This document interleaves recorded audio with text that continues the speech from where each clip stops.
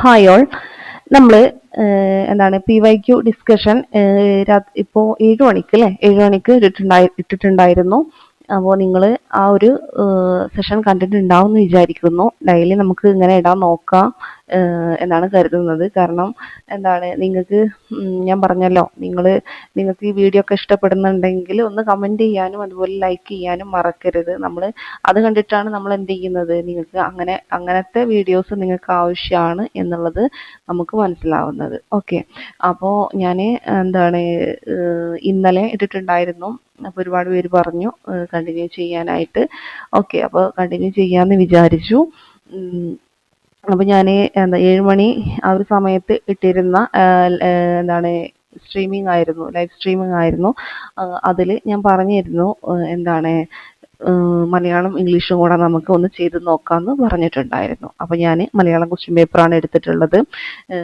അതിൽ ഏകദേശം 10ഓളം ക്വസ്റ്റ്യൻസ് ഉണ്ടാവും. നമുക്ക് മാക്സിമം പറ്റുന്നത്ര നമുക്ക് എന്ത് ചെയ്യാം, ചെയ്ത് നോക്കാം. നമ്മൾ ക്വസ്റ്റ്യൻ പേപ്പർ ഡിസ്കഷൻ എന്ന് പറയുമ്പം അതിൻ്റെ റിലേറ്റഡ് ഫാക്ട്സ് കൂടെ നമ്മൾ പറഞ്ഞു പോകുന്നുണ്ട് അല്ലേ. അപ്പോൾ ഫസ്റ്റ് ക്വസ്റ്റ്യൻ എന്ന് പറയുന്നത് നമ്പ്യാർ എന്ന പദത്തിന്റെ സ്ത്രീലിംഗം എന്താണ് എന്നുള്ളതാണ്. എന്താ നമ്പ്യാർ എന്ന പദത്തിന്റെ സ്ത്രീലിംഗം? ഓപ്ഷൻസ് നോക്കുക. ഓപ്ഷൻ എ കൊടുത്തിട്ടുള്ളത് നമ്പ്യാതിരി, ഓപ്ഷൻ ബി നമ്പി, ഓപ്ഷൻ സി നങ്ങ്യാർ, ഓപ്ഷൻ ഡി നമ്പ്യാത്തി. ഇതിലേതാണ് നമ്പ്യാർ എന്ന പദത്തിന്റെ സ്ത്രീലിംഗം വരുന്നത് എന്നതാണ്. ഏതാണ് ആൻസർ? കിട്ടുന്നുണ്ടോ? ഓപ്ഷൻ സി അല്ലെ, എന്താണ് നങ്ങ്യാർ അല്ലെ. ഓപ്ഷൻ സി നങ്ങ്യാർ ആണ് എന്ത് നമ്പ്യാർ എന്നുള്ളതിന്റെ സ്ത്രീലിംഗം വരുന്നത്. നമ്പ്യാർ, നങ്ങ്യാർ. ഇനി നമുക്ക് ഇതുപോലെ പുല്ലിംഗം സ്ത്രീലിംഗം അതായത് PSC ചോദിച്ചിട്ടുള്ള കുറച്ച് റിലേറ്റഡ് ഫാക്ട്സ് കൂടെ നമുക്ക് പറഞ്ഞിട്ട് പോവാം. അപ്പോൾ ഏകാഗി, ഏകാഗി എന്ന് വെച്ചാൽ എന്താണ്? അത് പുല്ലിംഗാണ്.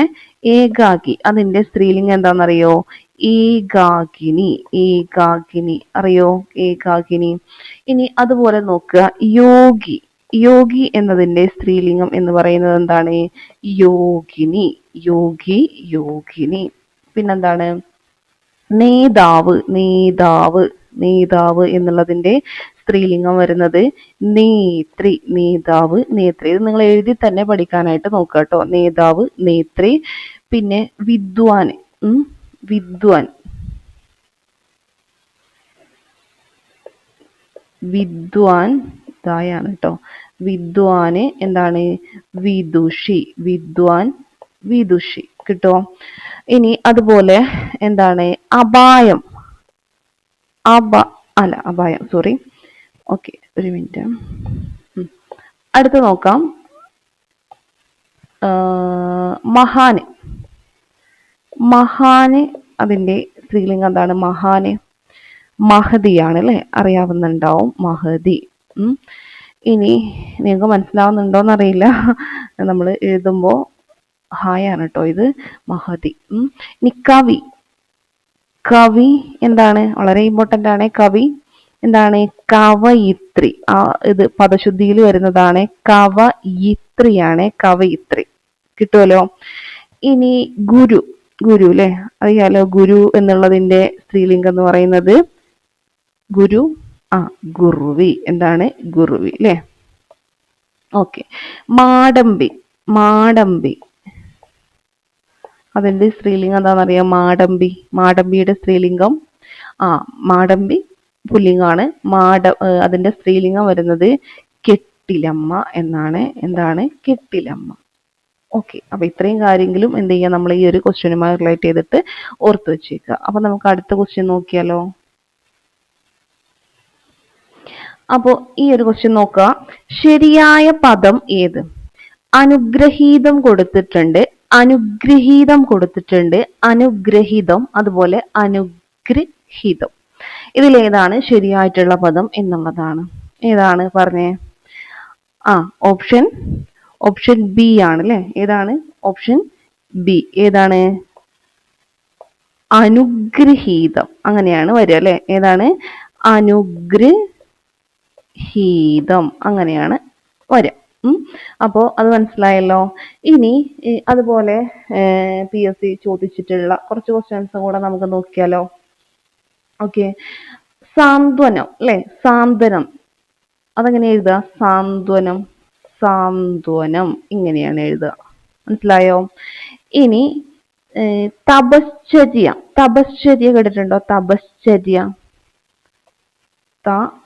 തപശ്ചര്യ മനസ്സിലായോ? മൂഢാചാരം, മൂഢാചാരം അത് ഇങ്ങനെയാണ് എഴുതുക കേട്ടോ. എങ്ങനെ? മൂഢാചാരം. ഇനി ചൂടാമണി, ചൂടാമണി എങ്ങനെ എഴുതാം? ചൂടാമണി. മനസ്സിലായോ? ചൂടാമണി. അതുപോലെ അടിമത്തം, അടിമത്വമല്ല, ഏതാണ്? അടിമത്തം അങ്ങനെയാണ് വരിക കേട്ടോ. അടിമത്തം. നിജം, നിജം എങ്ങനെ എഴുതാ? നിജം ഇങ്ങനെ എഴുതാ, നിജം. അഖിലം, അഖിലം എങ്ങനെ എഴുതാ? അഖിലം ഇങ്ങനെയാണ് എഴുതുക കേട്ടോ, അഖിലം എഴുതുന്നത്. ഓക്കെ, അപ്പോൾ ഈ ഒരു ക്വസ്റ്റ്യനുമായി റിലേറ്റ് ചെയ്തിട്ട് ഇത്രയും കാര്യം ഓർത്തു വച്ചേക്കുക. ഇനി അടുത്ത് നോക്കാം. ഇനി ഈ ഒരു ക്വസ്റ്റ്യൻ നോക്കിക്കേ. എന്താണ്? ശരിയായ വാക്യം ഏതാണ് എന്നുള്ളതാണ് അല്ലെ. ഓപ്ഷൻ എ കൊടുത്തിട്ടുള്ളത് എന്റെ കൂടെ ജോലി ചെയ്യുന്ന ഒരു സഹപ്രവർത്തകനെ യാത്രാമധ്യേ കണ്ടുമുട്ടി. അടുത്ത നോക്കാം. എന്റെ ഒരു സഹപ്രവർത്തകനെ യാത്രാമധ്യേ കണ്ടുമുട്ടി. സി നോക്കുക. യാത്രാമധ്യേ എന്റെ കൂടെ ജോലി ചെയ്യുന്ന സഹപ്രവർത്തകനെ കണ്ടുമുട്ടി. ഇനി നോക്കുക. യാത്രാമധ്യേ എന്റെ കൂടെ ജോലി ചെയ്യുന്ന ഒരാളെ കണ്ടുമുട്ടി. ഇതിലേതായിരിക്കും ശരിയായിട്ടുള്ളത്? ഓപ്ഷൻ നല്ല വണ്ണം വായിച്ചിട്ട് നോക്കുക. ഒന്ന് പോസ് ചെയ്തിട്ട് ഒന്നും കൂടെ ഒന്ന് വായിച്ചു നോക്കുക കേട്ടോ. ഓപ്ഷൻ ഏതാണ്? ഓപ്ഷൻ ബി ആണ് അല്ലെ കറക്റ്റ് ആയിട്ടുള്ളത്. എന്താണ്? എന്റെ ഒരു സഹപ്രവർത്തകനെ യാത്രാമധ്യേ കണ്ടുമുട്ടി. ഓപ്ഷൻ ബി ആണ് കറക്റ്റ് ആയിട്ടുള്ളത്. എന്റെ ഒരു സഹപ്രവർത്തകനെ യാത്രാമധ്യേ കണ്ടുമുട്ടി. എന്റെ കൂടെ ജോലി ചെയ്യുന്ന ഒരു സഹപ്രവർത്തകനെ അങ്ങനെ പറയേണ്ട കാര്യമുണ്ടോ? ഇല്ല അല്ലെ. എന്താണ്? എന്റെ കൂടെ ജോലി ചെയ്യുന്ന ഒരു സഹപ്രവർത്തകനെ യാത്രാമധ്യേ, എന്റെ കൂടെ ജോലി ചെയ്യുന്ന എന്ന് പറഞ്ഞാൽ തന്നെ എന്താണ്? സഹപ്രവർത്തകനാണ് അല്ലെ. അപ്പോ അത് അവിടെ എന്താണ്? തെറ്റായിട്ടുള്ളതാണ്. ഈ നോക്കുക. യാത്രാമധ്യേ എന്റെ കൂടെ ജോലി ചെയ്യുന്ന സഹപ്രവർത്തകനെ കണ്ടുമുട്ടി. സെന്റൻസ് ഓർഡർ കറക്റ്റ് അല്ലല്ലോ. ഇനി യാത്രാമധ്യേ അതും എന്താണ്? ഇത് രണ്ടും എന്താണ്? തെറ്റാണ് അല്ലെ. അപ്പോ ഇതാണ് ഓപ്ഷൻ ബി ആണ് കറക്റ്റ് ആയിട്ടുള്ളത്. ഓക്കെ, ഈ സഹപ്രവർത്തകൻ എന്ന് പറഞ്ഞാൽ അപ്പൊ എന്താണ്? തന്റെ കൂടെ ജോലി ചെയ്യുന്ന ആളാണ് അല്ലെ. അത് വീണ്ടും ആവർത്തിക്കേണ്ട കാര്യമില്ല എന്നുള്ളതാണ് നമുക്ക് മനസ്സിലാക്കേണ്ടത്. ഓക്കെ, ഈ ഒരു ക്വസ്റ്റ്യൻ നമുക്ക് പിന്നെ എന്താണ് ഒരുപാട് നമ്മൾ ചെയ്ത് നമുക്ക് പ്രാക്ടീസ് ആവും. അപ്പോൾ ജസ്റ്റ് ഒരു ഒന്ന് ഞാൻ പറയാം. ഒരു സെന്റൻസ് ഇങ്ങനെയാണ്. സെന്റൻസ് എഴുതി തരാം കേട്ടോ. ഓക്കെ, എന്താന്ന് വെച്ചാല് അവരോടെല്ലാം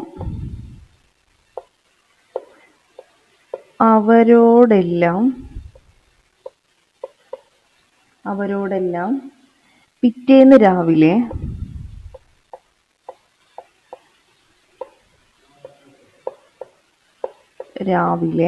എന്താണ്? ഞങ്ങൾ യാത്ര പറഞ്ഞു.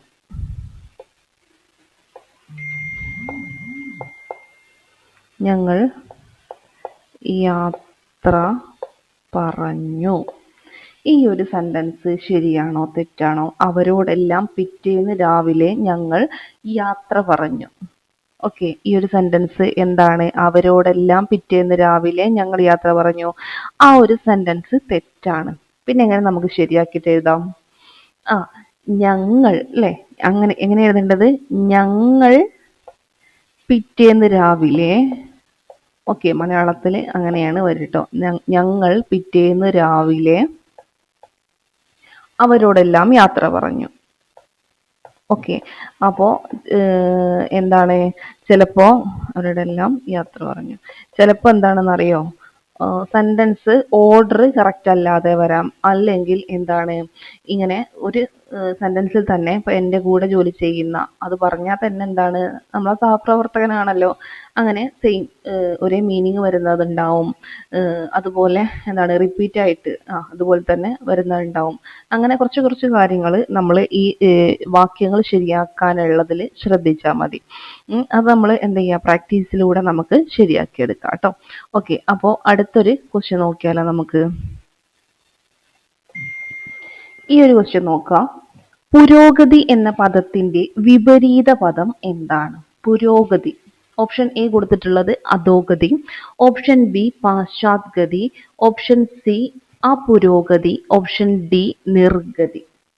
ഇതിൽ ഏതാണ് പുരോഗതി എന്ന പദത്തിന്റെ വിപരീത പദം വരുന്നത് എന്നറിയോ? നോക്കുക, ഏതാണ്?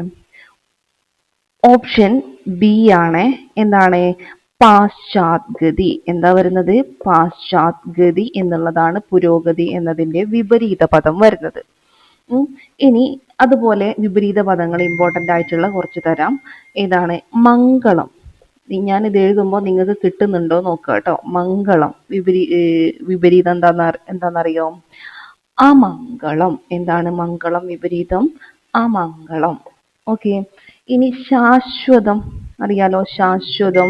അതിന്റെ വിപരീതം എന്താണ്? ശാശ്വതം നശ്വരം. ശാശ്വതമാണെങ്കിൽ അതിൻ്റെത് നശ്വരമാണ്. ചാരെ, ചാരെ അറിയോ? ചാരെ, അതിന്റെ വിപരീതം എന്താണ്? ദൂരെ. ചാരെ എന്നുള്ളതിന്റെ വിപരീതം എന്താണ്? ദൂരെ. കിട്ടുമോ?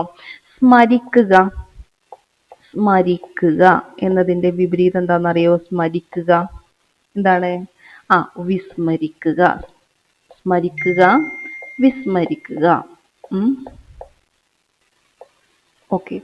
ഇനി സച്ചരിതർ അറിയോ? സച്ചരിതർ കേട്ടിട്ടുണ്ടോ? സച്ചരിതർ.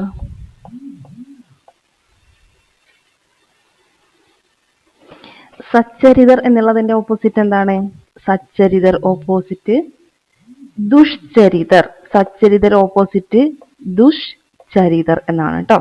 സച്ചരിതർ ഓപ്പോസിറ്റ് ദുഷ്ചരിതർ. കിട്ടുമല്ലോ. അത്താഴം. അത്താഴത്തിന്റെ ഓപ്പോസിറ്റ് എന്താണെന്നറിയോ? അത്താഴം.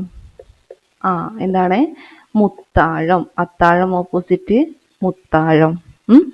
ഇനി കൃതജ്ഞത. എന്താണ്? കൃതജ്ഞത. കൃതജ്ഞത ഓപ്പോസിറ്റ് എന്താണ്? കൃതജ്ഞത കേട്ടോ. കൃതജ്ഞത ഓപ്പോസിറ്റ് കേട്ടിട്ടുണ്ടോ? കൃതജ്ഞത. എന്താണ്? കൃതജ്ഞത. കൃതജ്ഞത, കൃതജ്ഞത അല്ലെ? ഓക്കെ, കിട്ടിയല്ലോ. ഇത്രയും കാര്യം എന്ത് ചെയ്യാ? ഓർത്തു വെച്ചേക്കാം കേട്ടോ. ഇനി നമുക്ക് എന്ത് ചെയ്യാം? അടുത്ത ക്വസ്റ്റ്യനിലേക്ക് പോവാം. ഈ ഒരു ക്വസ്റ്റ്യൻ നോക്കിക്കേ. പുല്ല് എന്നർത്ഥം വരുന്ന പദം ഏത്? പുല്ല് എന്നർത്ഥം വരുന്ന പദമാണ് ചോദിച്ചിട്ടുള്ളത്. ഏതാ പറയാൻ പറ്റുമോ? ഓപ്ഷൻ എ കൊടുത്തിട്ടുള്ളത് തൃണം, ഓപ്ഷൻ ബി കൊടുത്തിട്ടുള്ളത് ഗൃണം, ഓപ്ഷൻ സി ഋണം, അതുപോലെ ഏതാണ്? ഓപ്ഷൻ ഡി ഘൃതം. ഇതിൽ പുല്ല് എന്ന അർത്ഥം വരുന്ന പദമാണ് നമ്മോട് ചോദിച്ചിട്ടുള്ളത്. ഓക്കെ, കിട്ടുന്നുണ്ടോ നോക്കുക. ജസ്റ്റ് ഒന്ന് പോസ് ചെയ്തിട്ട് കിട്ടുന്നുണ്ടോ നോക്കുക. ഓക്കെ, ഇതിന്റെ ആൻസർ ഞാൻ പറയാം. ഇതിന്റെ ആൻസർ വരുന്നത് പുല്ല് എന്നർത്ഥം വരുന്ന പദം എന്ന് പറയുന്നത് ഓപ്ഷൻ എ ആണ്. എന്താണ്? തൃണം. എന്താണ്? തൃണം എന്നുള്ളതാണ് പുല്ല് എന്നതിന്റെ അർത്ഥം വരുന്നത്. അപ്പൊ തൃണം എന്താണ്? പുല്ലാണ് അല്ലെ? തൃണം പുല്ലാണ് എന്നുള്ളത് ഓർത്തു വെച്ചേക്കുക. കിട്ടുമല്ലോ. ഇനി അതുപോലെ ഋണം എന്താ? ഋണം ഇവിടെ കൊടുത്തിട്ടുണ്ടല്ലോ. ഋണം എന്താണ്? ഋണം എന്ന് വെച്ചാല് കടം എന്നാണ് കേട്ടോ. എന്താണ്? കടം. കടം. ഓക്കെ, കിട്ടുമല്ലോ. ഇനി എന്താണ്? അതുപോലെ ഘൃതം ഇവിടെ കൊടുത്തിട്ടുള്ളതിൽ ഘൃതം ഘൃതം ഘൃതം എന്ന് പറയുമ്പോൾ എന്താണ്? ഘൃതം. ഘൃതം എന്ന് വെച്ചാല് നെയ്യ്. ഓക്കെ, എന്താണ്? നെയ്യ് എന്നാണ് ഘൃതത്തിന്റെ അർത്ഥം വരുന്നത്. അത് കിട്ടുമല്ലോ. ഇനി അടുത്തൊരു ഇത് ഏതാണ്? ഗൃണം അല്ലെ? ഓപ്ഷൻ ബിയിൽ കൊടുത്തിട്ടുള്ളത് ഏതാണ്? ഗൃണമാണ്. ഗൃണം എന്നുള്ളത് നമുക്ക് എന്താ അതിന്റെ അർത്ഥം എന്നറിയോ? ഗൃണം എന്ന് വെച്ചാല് വെയിൽ. വെയിൽ എന്നാണ് ഗൃണം. ഋണം എന്തായിരുന്നു? കടം. ഘൃതം നെയ്യ്. പിന്നെന്താണ്? ഗൃണം വെയിൽ. വെയിൽ കേട്ടോ, വെയിലാണ്. പിന്നെ തൃണമാണ് പുല്ലെന്ന് പറയുന്നത്. ഓക്കെ, അപ്പൊ അത് ഓർക്കുക. പിന്നെ ഉദകം എന്ന് പറഞ്ഞാൽ എന്താണെന്നറിയോ? ഉദകം. ഉദകം എന്ന് വെച്ചാൽ എന്താന്ന് വെച്ചാൽ എന്താണ്? വെള്ളത്തിനാണ് ഉദകം എന്ന് പറയുന്നത്. അറിയോ? അറിയില്ലെങ്കിൽ ഒന്ന് എഴുതി വെക്കുക കേട്ടോ. എന്താണ്? ഉദകം വെള്ളമാണ്. ഉടജം ഇമ്പോർട്ടന്റ് ആണ്. ഉടജം എന്ന് പറയുന്നത് എന്താണ്? ഉടജം എന്ന് വെച്ചാല് ആശ്രമമാണ്. എന്താണ്? ആശ്രമം. ഉടജം എന്ന് വെച്ചാല് ആശ്രമം. കിട്ടോ? ഉടജം, ആശ്രമം, ഉദകം, വെള്ളം. ഇനി ആജം കേട്ടിട്ടുണ്ടോ? ആജം. ആജം പറഞ്ഞാൽ എന്താണെന്നറിയോ? ആട്. ആജം എന്ന് വെച്ചാല് ആടാണേ. അപ്പൊ ഗജം എന്താണ്? ഗജം. കിട്ടുമല്ലോ. എന്താണ്? ആന. ഓക്കെ, ഇത്രയും കാര്യം എന്ത് ചെയ്യാം? ഓർത്ത് വെച്ചേക്കാം. നമുക്ക് അടുത്തൊരു ക്വസ്റ്റ്യനും കൂടെ നോക്കാം. ഈ ഒരു ക്വസ്റ്റ്യൻ നോക്കിക്കേ. ചേർത്തെഴുതുക അല്ലെ. വിദ്യുത് പ്ലസ് ശക്തി. വിദ്യുത് പ്ലസ് ശക്തി എങ്ങനെ എഴുതുക? വിദ്യുത് പ്ലസ് ശക്തി. ഓപ്ഷൻസ് ഓരോന്ന് നോക്കുക. വിദ്യുത് ശക്തിയാണോ, വിദ്യുത് ശക്തിയാണോ, വിദ്യുത് ശക്തിയാണോ, എന്താണ്? അതല്ല, വിദ്യുത് ശക്തി ഇങ്ങനെയാണ് എഴുതുക. അറിയാവോ? ഇതിന്റെ ആൻസർ വരുന്നത് ഓപ്ഷൻ ഏതാണെന്നറിയോ? ഓപ്ഷൻ സി ആണ് കേട്ടോ. എങ്ങനെ എഴുതുക? വിദ്യുത് ശക്തി. മാറിപ്പോവരുതേ. ഒരുപാട് തവണ PSC ആവർത്തിച്ച ഒരു ക്വസ്റ്റ്യൻ ആണ് വിദ്യുത് ശക്തി എന്ന് പറയുന്നത്. ഓക്കെ, കിട്ടുമെന്ന് വിചാരിക്കുന്നു. ഇനി അതുപോലെ എന്താണ് ഇഹദെ. ഈ ഇഹദെ എന്നുള്ളത് എങ്ങനെ അറിയാം? പിരിച്ചെഴുതാം. ഇഹദെ ഇഹ പ്ലസ് തേ ആണ്. ഇഹ പ്ലസ് തേ ആണ് ഇഹദെ. ഇത് ഈസിയാണ് അല്ലേ? ഓക്കെ, എങ്കിൽ ഇമ്പവും പിരിച്ചെഴുതാൻ പറ്റുന്നുണ്ടോ നോക്കുക. തിരിച്ചെഴുതുന്നതും ചേർത്ത് എഴുതുന്നതും അങ്ങോട്ടും ഇങ്ങോട്ടും പഠിച്ചു വെച്ചാൽ മതി അല്ലേ? ഇമ്പഴല്ല, ഇമ്പവും. ഓക്കെ,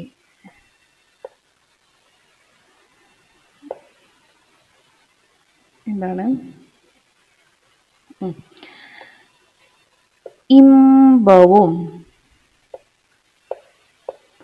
എങ്ങനെ പിരിച്ചെഴുതാം നമുക്ക്? ഇമ്പം പ്ലസ് ഉമ്മാണ് ഇമ്പവും. കിട്ടോ? ഇനി പൂവിതൾ അല്ലെ. പൂവിതൾ അറിയാലോ. പൂവിതൾ അതെങ്ങനെ പിരിച്ചെഴുതുക? പൂവ് പൂവ് പ്ലസ് ഇതളാണ് അല്ലെ പൂവിതൾ എന്ന് പറയുന്നത്. കിട്ടുമല്ലോ. അടുത്ത നോക്കാം. വേറെന്തുള്ളു. എന്താണ്? വേറെന്തുള്ളു. വേറെന്തുള്ളു. ഓക്കെ, ഇതെങ്ങനെ പിരിച്ചെഴുതാം? വേറെ പ്ലസ് എന്തെഴുതാം? എന്തുള്ളു. വേറെ പ്ലസ് എന്തുള്ളു. ഇതാണ് എന്തെന്ന് പറയുന്നത്? വേറെന്തുള്ളു. ഇനി ആനക്കൊട്ടിൽ. ആനക്കൊട്ടിൽ എങ്ങനെ എഴുതാം നമുക്ക്? ആനക്കൊട്ടിൽ. ആന പ്ലസ് കൊട്ടിൽ. ഓക്കെ, ഒരുപാട് കാര്യങ്ങൾ ഇതുപോലെ ഉണ്ട്. നമുക്ക് എന്താ ഓരോ ക്ലാസ്സിലും ഓരോന്നോരോന്നായിട്ട് ഇങ്ങനെ പഠിച്ചിട്ട് പോവാട്ടോ. ഓക്കെ, അപ്പോൾ എന്താണ് ഈ ഒരു ക്വസ്റ്റ്യനുമായി റിലേറ്റ് ചെയ്തിട്ട് ഈ ഒരു കാര്യം ഓർത്ത് വച്ചേക്കാം. ഇനി നമുക്ക് എന്താണ് ഇതിൽ ഒരു നല്ലൊരു ക്വസ്റ്റ്യനും കൂടെ ഉണ്ട്. അതും കൂടെ ചെയ്തിട്ട് നമുക്ക് എന്ത് ചെയ്യാം? ഈ ക്ലാസ് വൈൻഡപ്പ് ചെയ്യാം കേട്ടോ. ഈ ഒരു ക്വസ്റ്റ്യൻ നോക്കുക. ചുവടെ കൊടുത്തിരിക്കുന്നതിൽ കാക്കയുടെ പര്യായ പദം അല്ലാത്തത് ഏതാണ് എന്നുള്ളതാണ്. കാക്കയുടെ പര്യായ പദം അല്ലാത്തത്. ചിരഞ്ജീവി കൊടുത്തിട്ടുണ്ട്, ഏകദൃഷ്ടി കൊടുത്തിട്ടുണ്ട്, ബലിബുക്ക്, വിശ്വകേതു. ഇതിലേതാണെന്നറിയോ കാക്കയുടെ പര്യായം അല്ലാത്തത്? ഇതിലെ ഓപ്ഷൻ ഡി ആണ് കാക്കയുടെ പര്യായം അല്ലാത്തത്. അപ്പൊ ഏതൊക്കെയാണ് കാക്കയുടെ പര്യായ പദങ്ങൾ നോക്കുക. ഏതൊക്കെയുണ്ട്? ചിരഞ്ജീവി ഉണ്ട്. ചിരഞ്ജീവി എന്ന് പറഞ്ഞാൽ എന്താണ്? കാക്കയാണ് അല്ലെ ചിരഞ്ജീവി. അതുപോലെ ഏകദൃഷ്ടി. ഏകദൃഷ്ടി. പിന്നെന്താണ് കാക്കക്ക് പറയാ? ബലിബുക്ക് അല്ലെ ബലിബുക്ക്. ഇതൊക്കെ എന്താണ്? കാക്കയാണ് എന്നുള്ളത് ഓർത്തു വെക്കുക. പിന്നെ എന്താണ് ഈ വിശ്വകേതു എന്ന് പറഞ്ഞാല് എന്താർത്ഥം എന്നറിയോ? വിശ്വകേതു എന്ന് പറഞ്ഞാല് പ്രപഞ്ചം എന്താണ് കീഴടക്കിയവൻ, അല്ലെങ്കിൽ വിജയം ശക്തിയും ഉള്ളവൻ. വിജയവും ശക്തിയും ഉള്ളവൻ എന്നും പറയും. അല്ലെങ്കിൽ എന്ത് പറയും? പ്രപഞ്ചം കീഴടക്കിയവൻ. അതാണ് എന്തിന്റെ വിശ്വകേതു എന്ന് വെച്ചാല് അർത്ഥം വരുന്നത്. ഇനി ഭൂമിയുടെ പര്യായ പദങ്ങൾ ഇമ്പോർട്ടന്റ് ആയിട്ടുള്ള കുറച്ച് പര്യായ പദം പറഞ്ഞുതരാം. ഏതൊക്കെയുണ്ടെന്ന് അറിയോ? ക്ഷോണി. ക്ഷോണി എന്ന് വെച്ചാൽ ഇത് PSC ചോദിച്ച ഇതാണ്. ക്ഷോണി, അതുപോലെ ധര, പിന്നെന്തുണ്ട്, ധരയുണ്ട്, പിന്നെ ധരിത്രി. ധര, ധരിത്രി, ഇതൊക്കെ എന്തിനാണ്? ഭൂമിയുടെ പര്യായ പദങ്ങളാണ്. കിട്ടോ? ഇനി കാട്. കാട് അറിയാലോ? കാടിന്റെ പര്യായ പദങ്ങളാണ് ഏതെന്ന് പറയുന്നത്?